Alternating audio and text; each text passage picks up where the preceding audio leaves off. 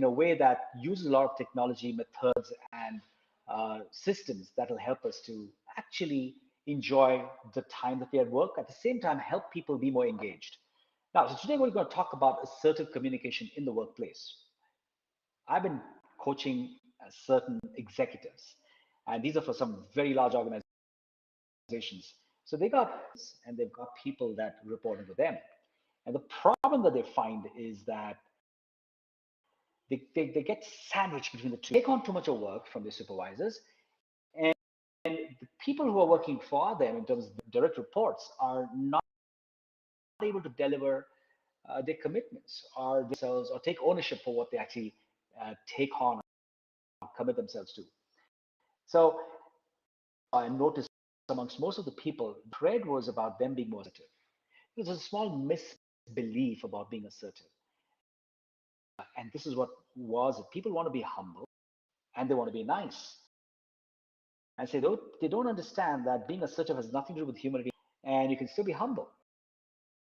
You don't have to be rude, you don't have to be aggressive. That's not being. So how can you do it? Firstly, you've got to learn to be assertive with a person who you're into. So it's about managing upward.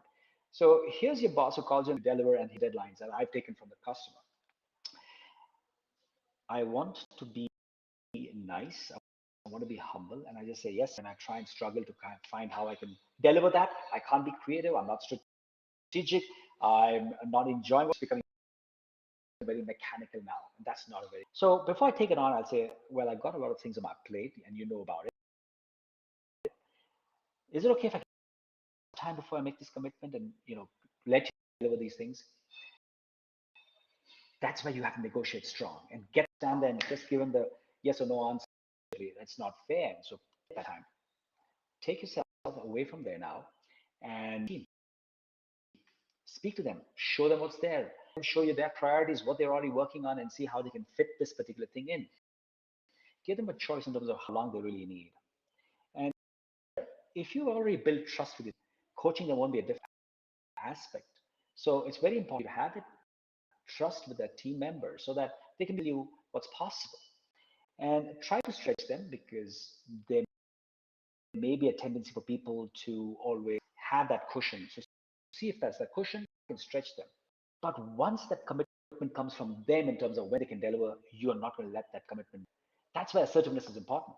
So yes, you go back to your boss and let the person know that, okay, here are the things that we have on the plate. Let me know what's priority for you. Priorities are fixed. Go back to your team members and say, okay, fine.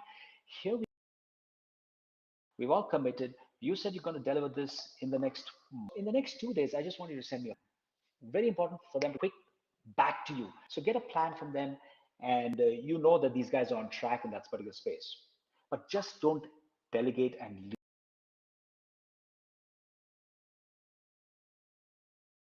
leave. That's called abdication.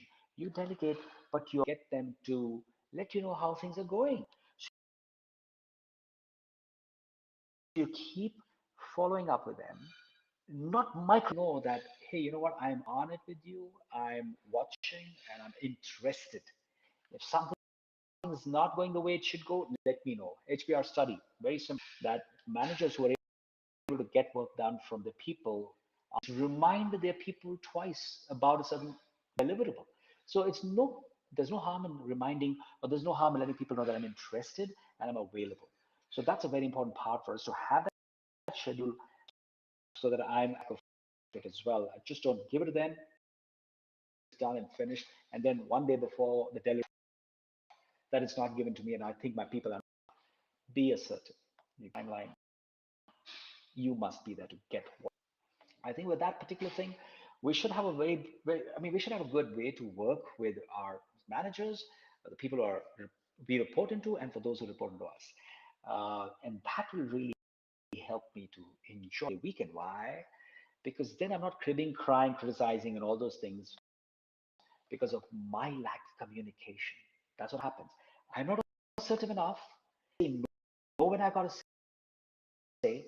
I don't ensure that I have them deliver on that start sitting there and thinking everything is going wrong and I don't really like things out there. 7-day weekend for you.